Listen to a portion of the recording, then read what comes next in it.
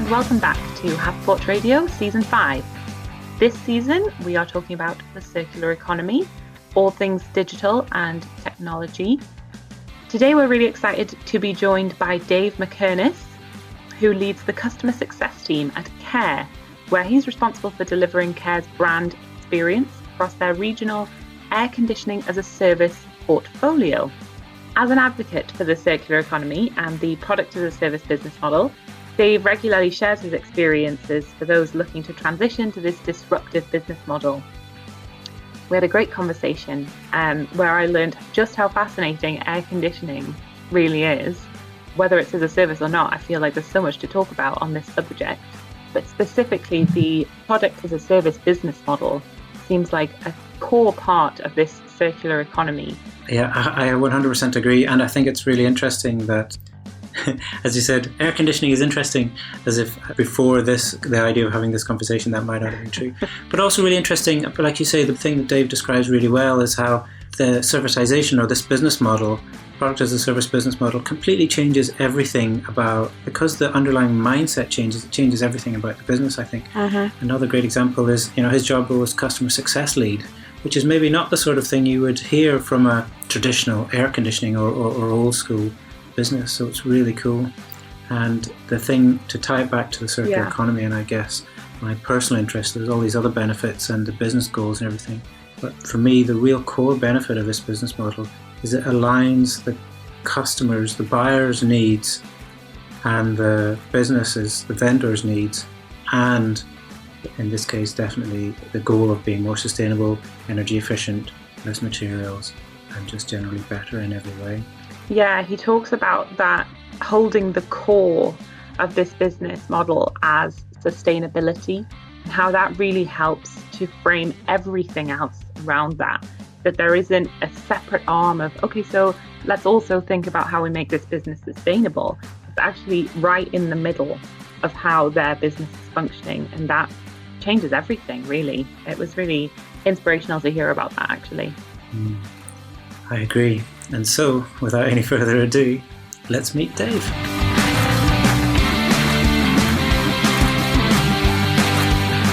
Hi everyone, I'm Dave Mackerness and I'm the Customer Success Lead at Kaer. We are an air conditioning firm based out of Singapore that sells air conditioning as a service throughout the Asian region. And welcome to the podcast, Dave. I'm really excited about this conversation because as a service, or the servitization part of circular economy is such a fundamental, I think, one of the fundamental approaches to genuine circularity. So I thought maybe we would start the conversation there and just get your thoughts on, I guess, exactly what you mean by air conditioning as a service and why Kaer has reached that point and is doing it this way. Okay, sure. So Kaer's been in the air conditioning business for about 60 years, and we've transitioned from being a distributor of air conditioning products and equipment to a turnkey contractor.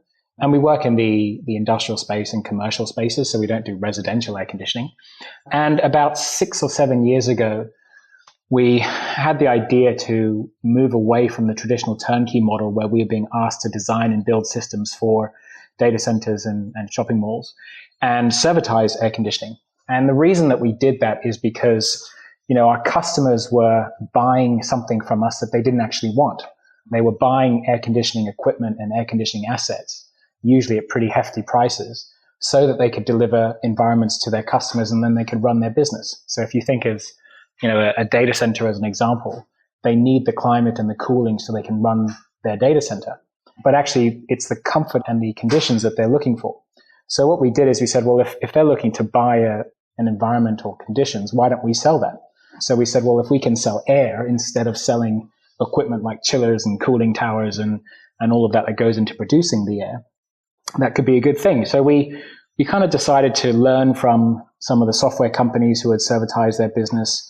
We see it all around our personal lives when it comes to servitization of entertainment and transport. Almost everything has sort of been servitized now. And we said, let's do that in the air conditioning world. I think that's sort of where the idea came from.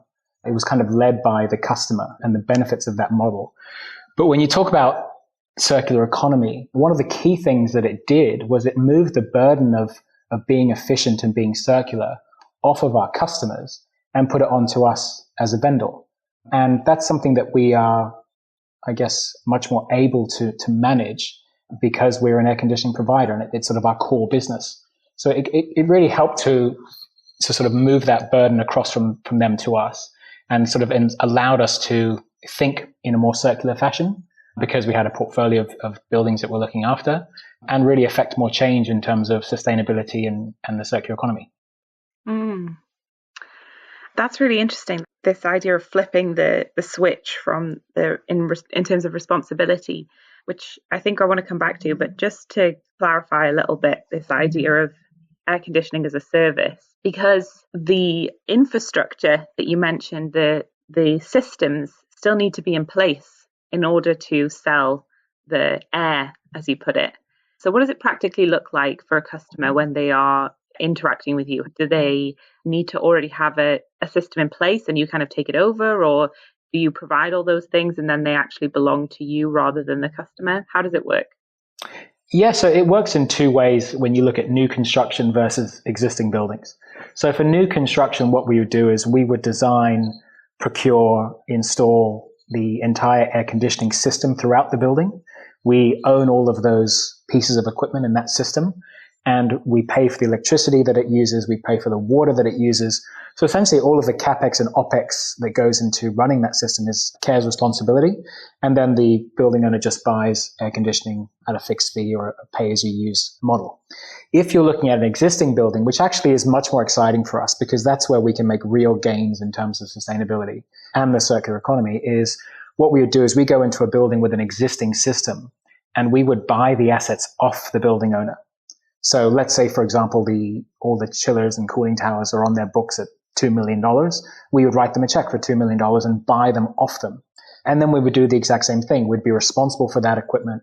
We would pay for the electricity and the water that equipment uses and then sell air conditioning as a service. So it is different, I think, from software in that way that, there is infrastructure that's, bricks and mortar infrastructure that's there, but you can treat it in the exact same way. And if you have a very sort of transparent contract with your customers where you can transfer these assets across from them to us, like I just shared, or even from us to them if they wanted to exit the contract. It's very easy to do that. And then you can really stay true to the principles of software as a service, which is the model we copied, I think.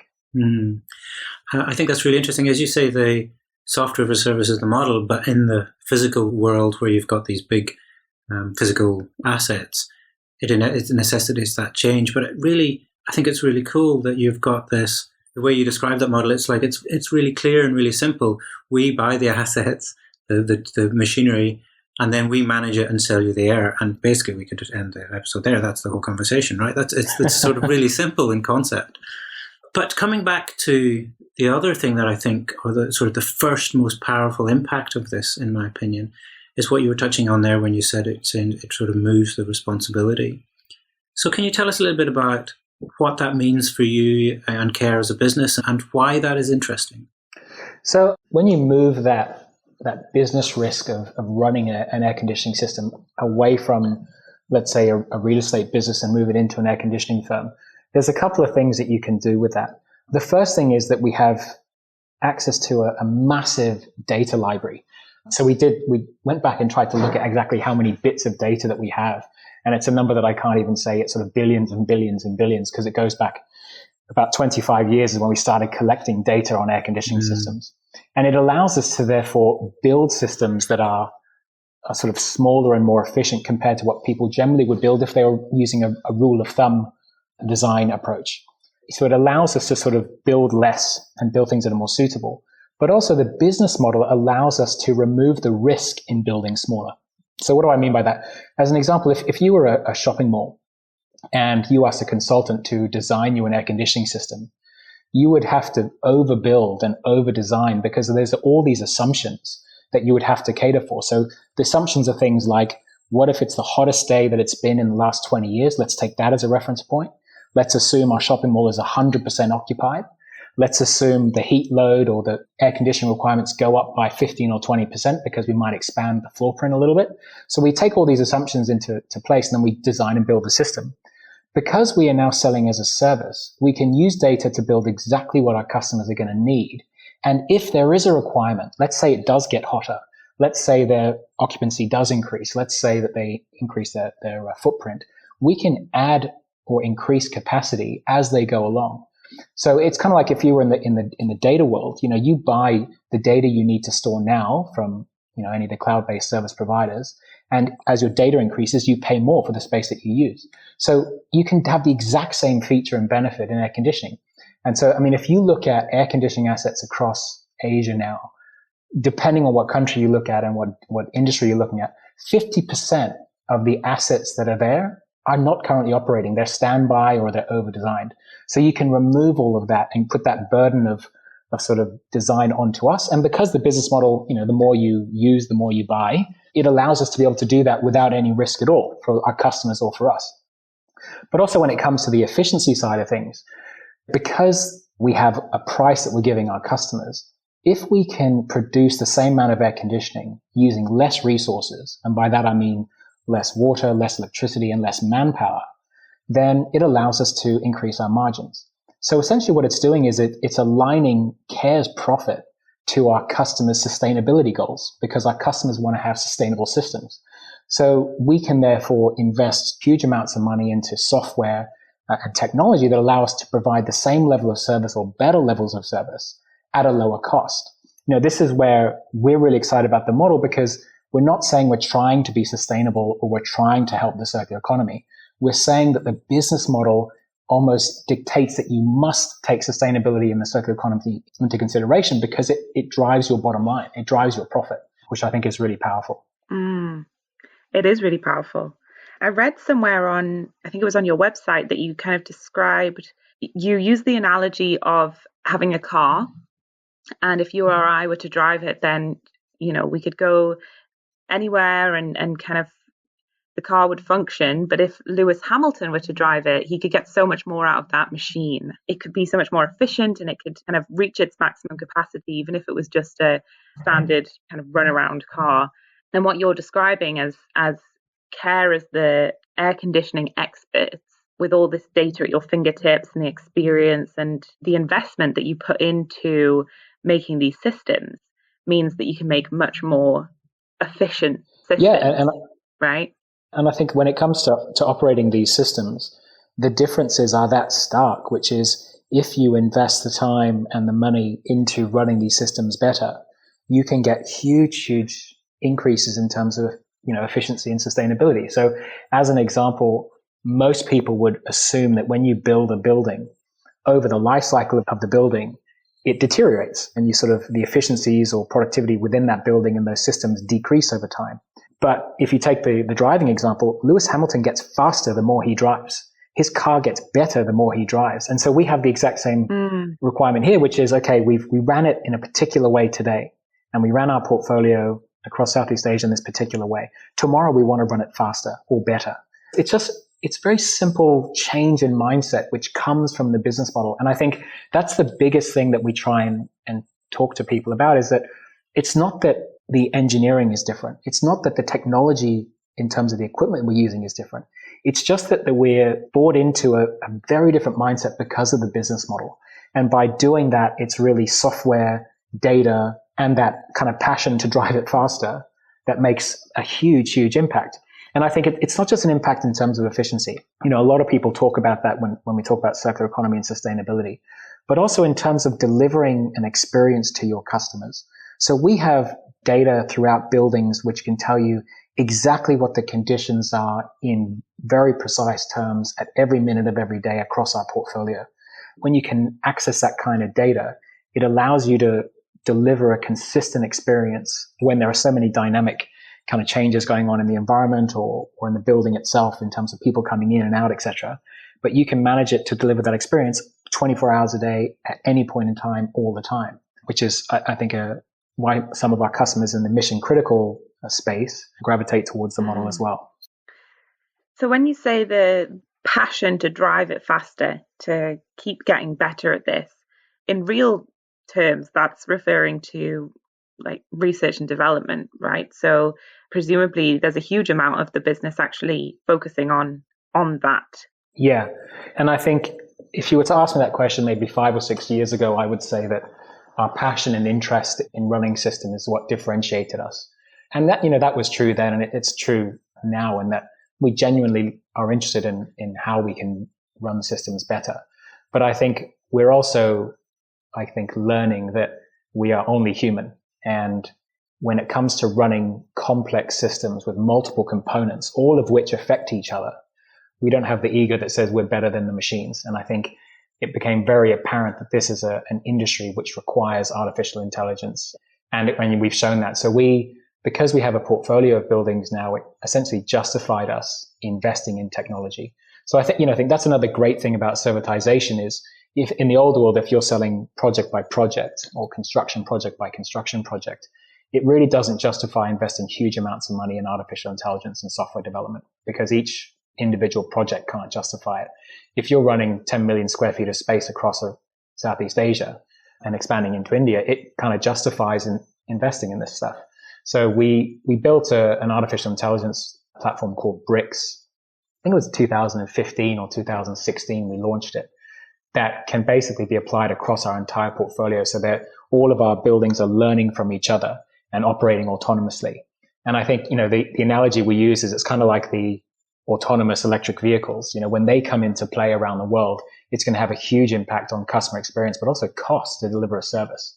So we have a fleet of self-driving buildings around Southeast Asia that are constantly learning from each other, because I think there's just too much data for us to be able to analyze on our own.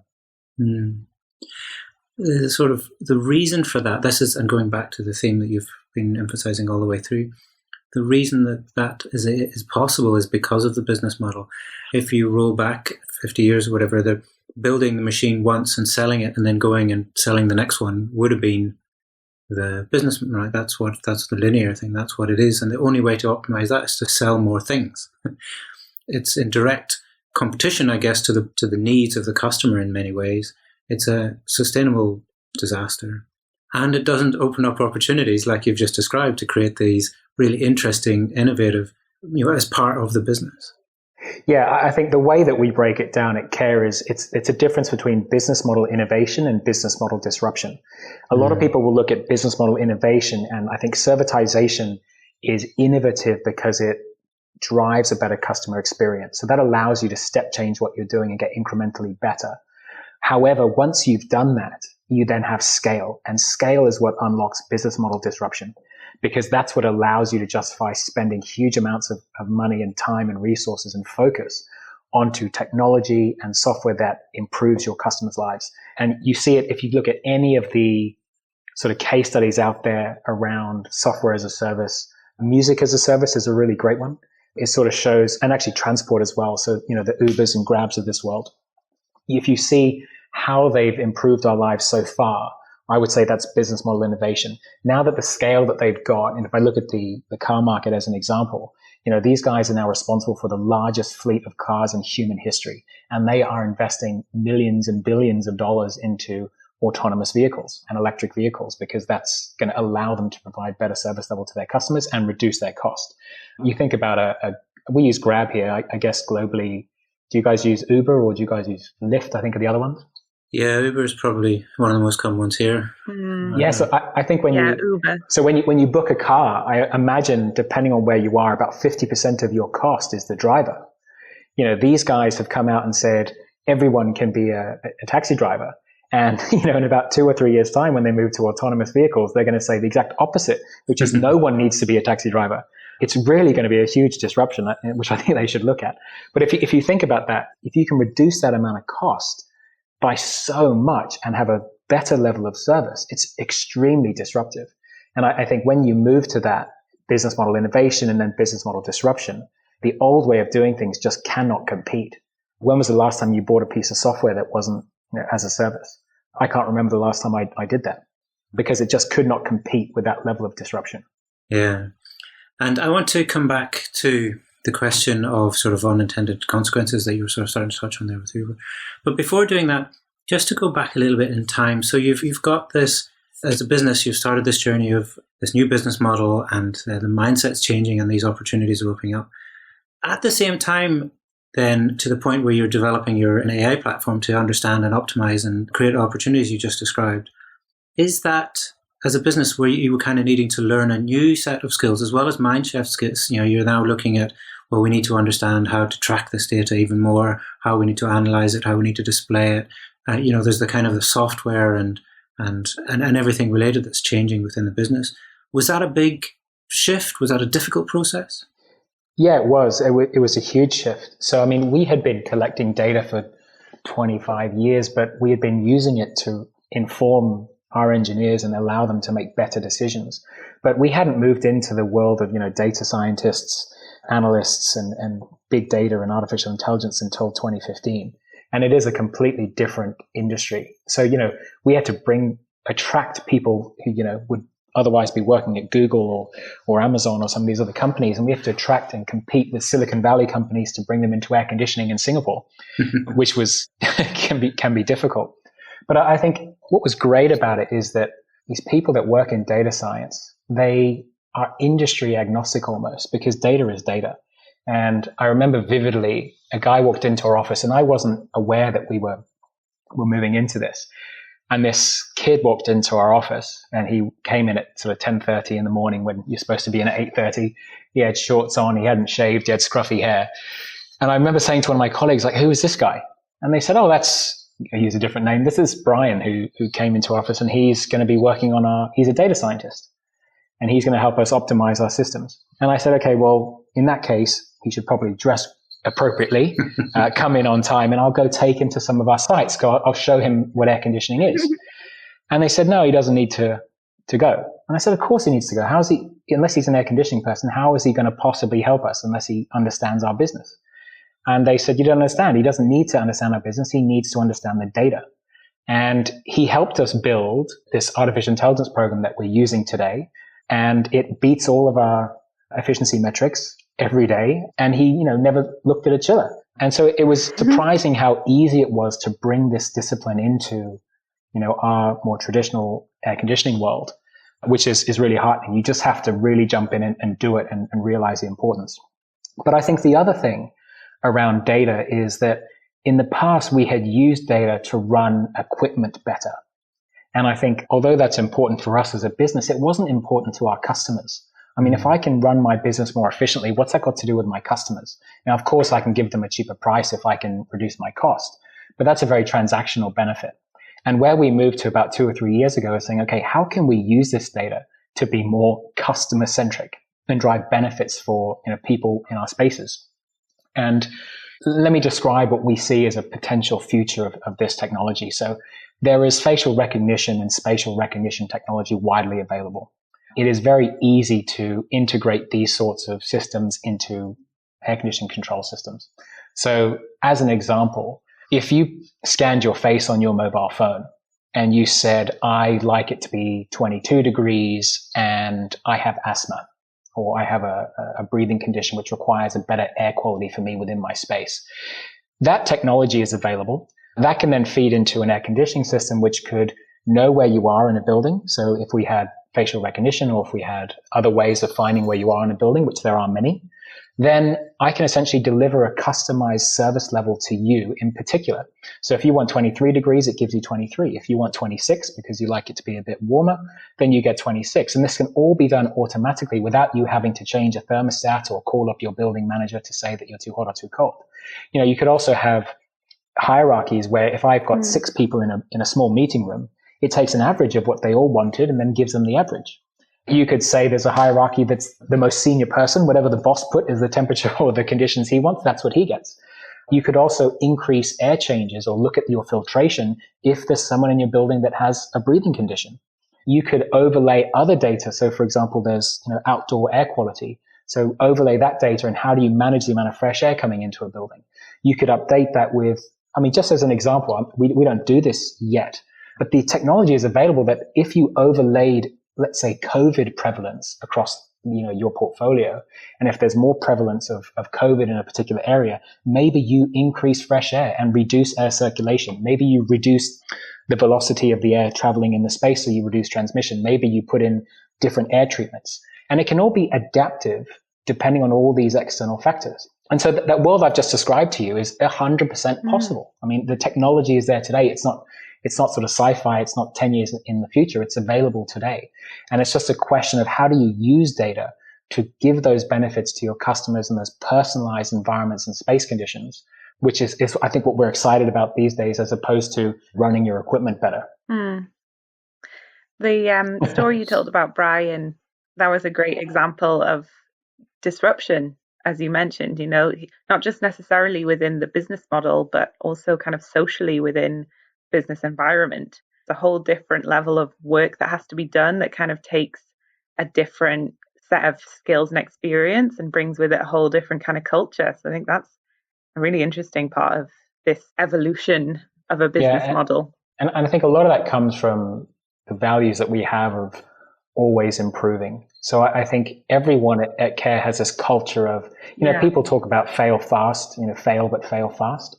I think one thing that we've done is we really have a culture of trying new things. And so when someone comes in with a new idea or a new perspective or a totally new approach to something, the general consensus is, okay, well, we'll give that a go. As long as it's not going to affect our customers or affect negatively on the customer experience, we'll give it a go and try it. So I think that allowed us to, bring in more people with more points of view without them being hit by this legacy business and the way things are done and the way things have always been done and always will be done in the future. Just to go back to the examples that you're mentioning of the ways in which this service can be personalized to customers and improving the customer experience, it does seem kind of surreal and like another world to have these options at your fingertips. And I think with every introduction of such data use, there comes this question of privacy and the handling of the data and the storing of the data even. So, I mean, presumably that is maybe one of the hurdles that has to be overcome before this could be a real world scenario. Yeah, you're exactly right. And I think that's one of the barriers or challenges that we'll have to address in order to realize that. And I think there is technology available where you can, overlay occupancy data on space data.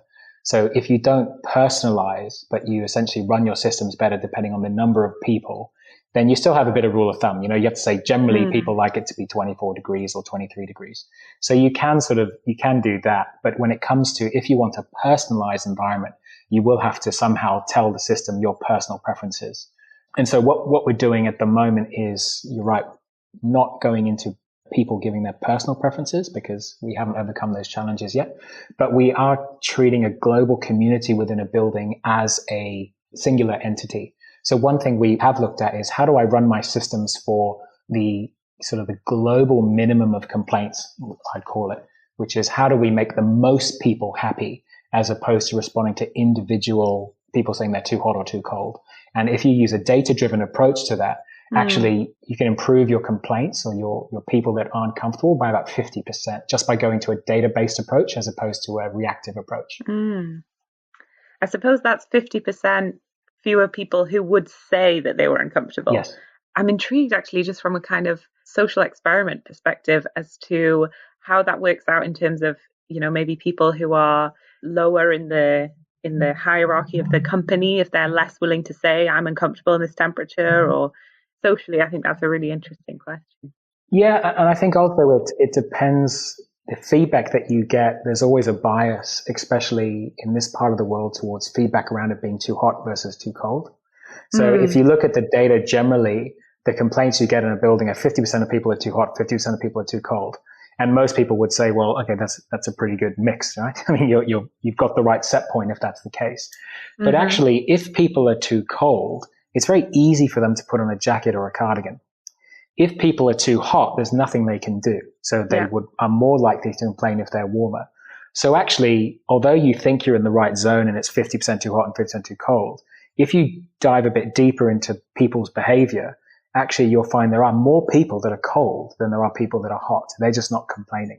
And so what that means is there's a real opportunity to give a better customer experience, and also the sustainability impact of increasing your temperature is available as well. So you can At the moment, we're overcooling people, which is spending more energy and giving them a rubbish user experience or customer experience. Because you got to sort of dive in that next layer of the data and sort of see if there's any biases within it. Yeah, that's really interesting. And of course, there's differences along kind of lines, as you mentioned, regional lines in terms of which part of the world you're in, and along gender lines, I imagine, in terms of preferences of heat or cold, or just generally the clothes that you're wearing. There's all sorts of kind of different factors that come into play with personalizing or generalizing the environment of air conditioning. Who'd have thought that air conditioning is such a fascinating topic? So on that point, it was fascinating. Fascinating for me, I guess. So we did an analysis of every complaint we got across our portfolio. And actually, if you look at the data, one of the most contributing factors to whether you're going to get a complaint, oddly, is nothing to do with temperature. It's to do with time of day. So if you have a constant temperature throughout your building, which generally you would set at, let's say, 24 degrees, at about 7 or 8 a.m. when people are coming in, that's usually when they feel warm. Then at about 11 or 12, just before lunch, is generally where they get cold. And that's probably because they've been sat at their desk for a while, not moving too much. And then at about 2 o'clock in the afternoon, when they come back from lunch and they've been out in the hot weather and they're coming back and they've been moving around, they then generally get hot again. So it's actually time of day, which is a better indicator of complaints than temperature or humidity or any other sort of IAQ parameter you measure.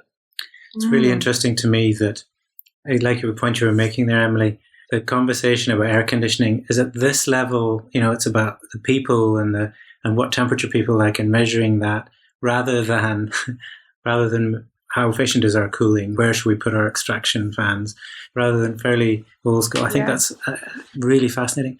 The other thing, Dave, that you mentioned that I wanted to pick up on was the sustainability metrics. Is that something that the business included in this data and this analysis and this decision making? Where does that kind of measurement fit in?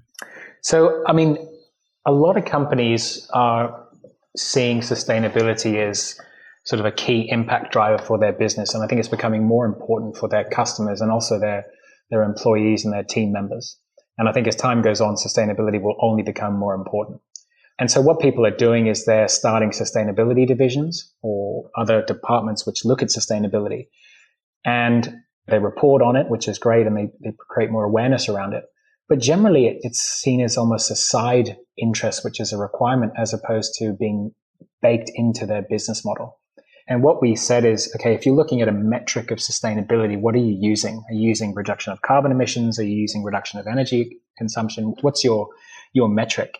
And if you look at servitization, so kind of what we talked about a little bit at the beginning, where the burden of being efficient is on the service provider as opposed to the customer, it means that the metric of sustainability is profit. Because the more efficiently you can run your systems, which has a great impact on sustainability, the lower your costs are. So essentially what you're doing is you're baking sustainability into the model. So in some old world or some old version of our company, we would have someone who looked after the performance of our systems. He would report into the engineering team. Now the people that run the performance of our systems report into the CFO and the CEO, because they have a huge impact on the profitability of our business. And I think that's a great thing, is that if you can bake it in, it means that it won't be a passing fancy. It means that it won't improve and wane over time. It'll be sustainability, I guess, because it drives your business. And there was a great quote, there was on another webinar, and there's another guy who was talking about, if you do things because you're trying to be charitable because you think it's a good thing to do, then you have some days when you do it really well and some days when you focus on your business. If you can bake it into your business, it means every day you go into work, that's your key parameter, is your core business. And if sustainability is part of that, it means it never goes away. Yeah, sustainability as a core business objective is really important to making it sustainable, as you said. Exactly. Yeah, it makes a lot of sense. I think what's interesting about air conditioning specifically, another thing that's interesting about air conditioning, as you've mentioned, this business model is aiming at the kind of mitigation of negative climate impacts. But obviously air conditioning is also involved in adaptation. There's parts of the world that are heating up really rapidly.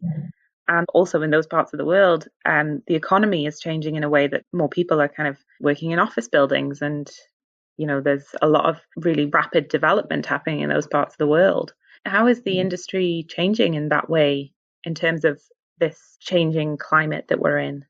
It's a great question because a lot of people will ask us, how do you weigh this up that, you're a sustainable business, but at the same time, your energy consumption is massive. The more people that require air conditioning, the more energy that you're using. So on one hand, you're giving comfort, but on the other hand, you're using huge amounts of resources. And I think, there are some trains of thought that says, well, let's maybe mitigate those negative impacts by not having so much air conditioning.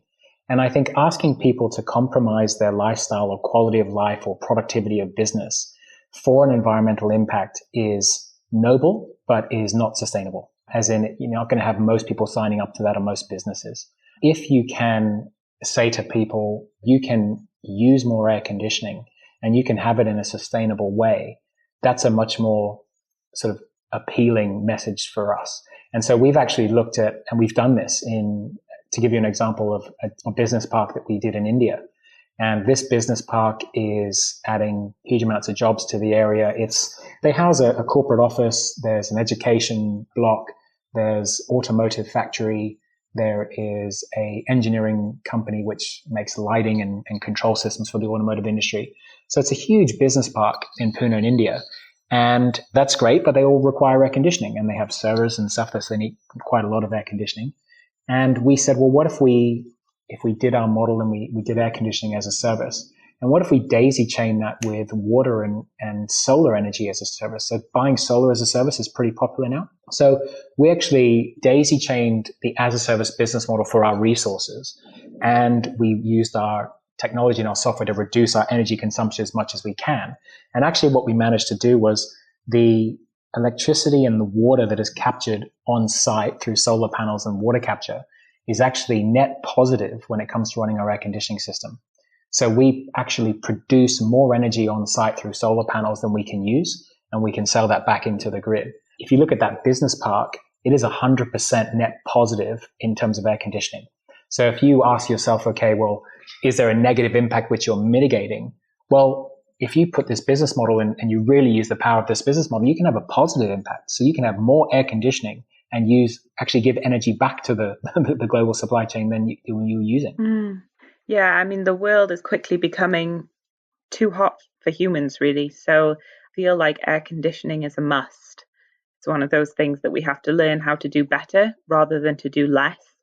And that sounds like that's exactly the mindset that Kaer is running with. So yeah, and I think there's two sides to this coin, right? One is the only reason energy efficiency is important is because the energy that we get is terrible for the environment. So it's all burning fossil fuels. Mm-hmm. If you use solar energy and everything is run off solar, then you can use as much as you like because it doesn't have a negative impact.